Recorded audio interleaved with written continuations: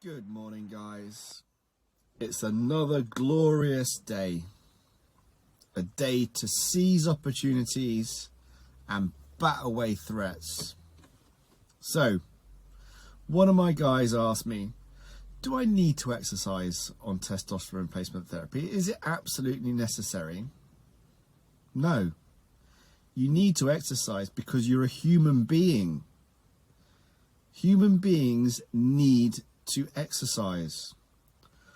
Why do we have muscles? To move. To lift heavy things. Well, not really. To move. Now, our tall skeletal structures are actually more designed for endurance. So let's go back to hunter-gatherer days, where we tracked our prey and then used these big brains to catch them. So we could feast on the spoils of our hunt. So, exercise takes effort. Exercise takes not only testosterone, it takes cortisol, which, as we discussed in the previous video, is a reason why we have a high testosterone in the morning and a high cortisol level in the morning. You are supposed to go and hunt and gather, which is the reason why I'm a fan of fasted exercise in the morning and breaking my fast at about midday. I'm a big fan of 16-8, although I am sort of trying again OMAD, 1 meal a day. But I do struggle. I get a bit grouchy because my brain does need a little bit of glucose. All brains need a little bit of glucose. But should you exercise? Of course you should. What sort of exercise should you do? You should do whatever makes you happy, whatever challenges you, whatever gives you that little bit of a buzz, a spring in your step. Should you have goals? 100%. What should you do once you achieve those goals? Set another goal, make it bigger, greater. Switch it about. We get bored. We're very fickle. But that's not necessarily a bad thing because we need to continually adapt. Much like the brain, you must use the brain on a daily basis. Challenge yourself. That is what life is all about. Challenges. Embracing change and moving with it. Become the master of your own destiny. So, exercise. It's a necessity. You must exercise. It shouldn't be a hobby. It shouldn't be a pastime that you pick up and put down. It should form part of your daily routine. Go hunt, go gather, use your hormones as they were intended for. So, overtraining. I was asked about overtraining. Can you overtrain? Well, according to the bros who are all jacked up on steroids, there's no such thing. Now, in the vast majority of cases, most people don't overtrain. You don't push yourselves hard enough. No chance. But can you overtrain? Of course. So training is catabolic, and so you must conversely have adequate time for the anabolic processes to recover, grow, and prepare. So of course you can overtrain. So it isn't always just about balancing catabolic with anabolic. It's also the method of training. Now again, let's go back to hunter-gatherer. Was the hunter-gatherer going for a 1 rep max? Was the hunter-gatherer going for progressive overload every day so that he could finally tackle that saber-toothed tiger? Now, I was fortunate enough to visit the Masai Mara. I met the Masai tribe, a Maasai tribe. And these guys were fascinated by my muscles. But were any of them any way, shape or size similar to me? No.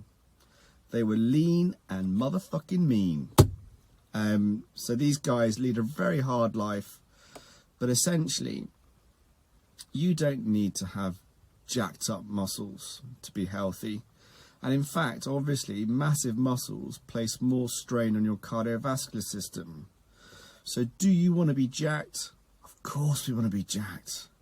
Because we don't need to go and walk along the plains to find food. Food is plentiful. Food is everywhere. So when we think about evolutionary biology and applying it to the modern world, we have to do it with a pinch of salt.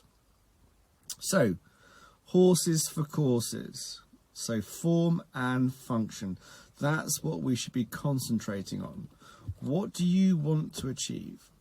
Now, if you look at body types, you've got ectomorphs, mesomorphs, and endomorphs. Now, you should train according to your body type if you want to be a master of whatever exercise you want to pursue. Does that mean you have to pursue an ectomorph? Does he have to go swimming or do endurance running? Of course not. But if you want to be a master of your sport or your discipline, it stands to reason. You don't find 5'6" basketball players. It's too high. It just doesn't make sense, does it?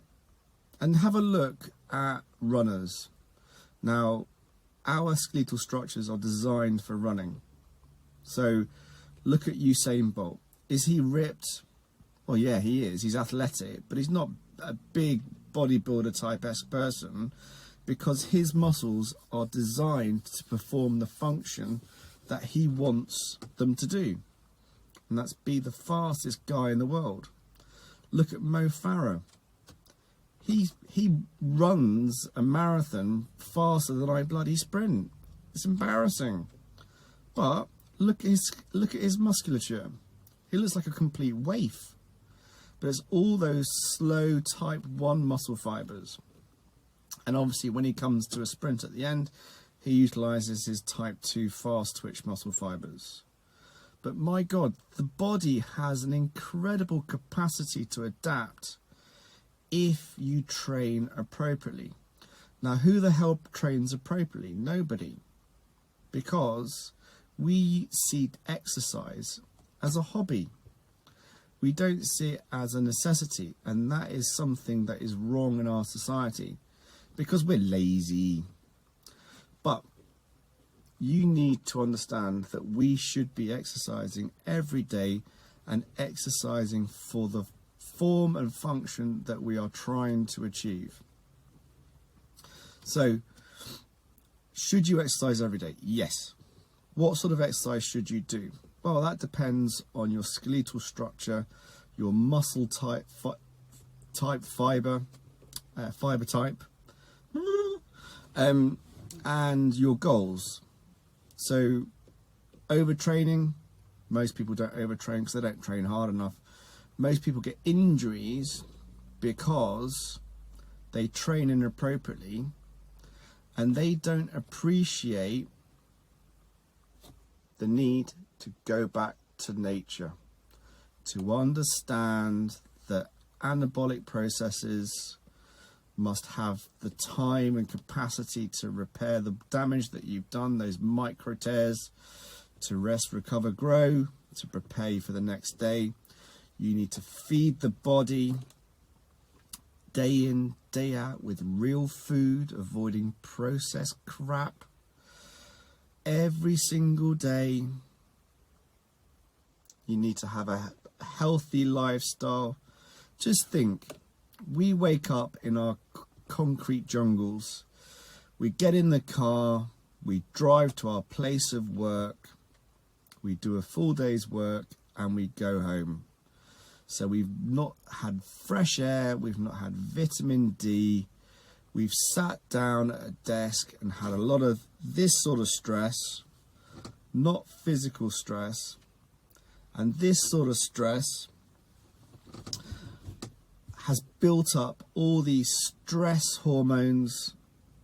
We've been activating the sympathetic nervous system without an outlet.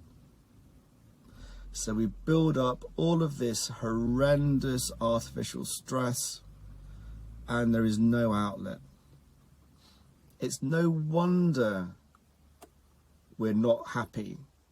It's no wonder there's discord and disharmony within our society, because it's so far removed from nature, it's absurd. Now, I always say, the further we travel away from nature, the worse our physical and psychological well-being. And I'm 100% sure that is correct. The model is distorted, and we need to go back to the principles adopted by the hunter-gatherer and apply them to the modern times. That will be our salvation. I'm 100% sure. So wake up, stretch, do some exercise, then break your fast. So it really is as simple as getting back to nature. Taking an example from the animal kingdom that is so finely balanced, but in complete, perfect harmony. If predators were more successful, there would be no prey. So there would be no food for the next generation. It all makes sense. And what do we do as human beings? We distort nature. We think we're clever. We're not clever. We need to go back to basics. We need to be more lion. Have a good day, guys.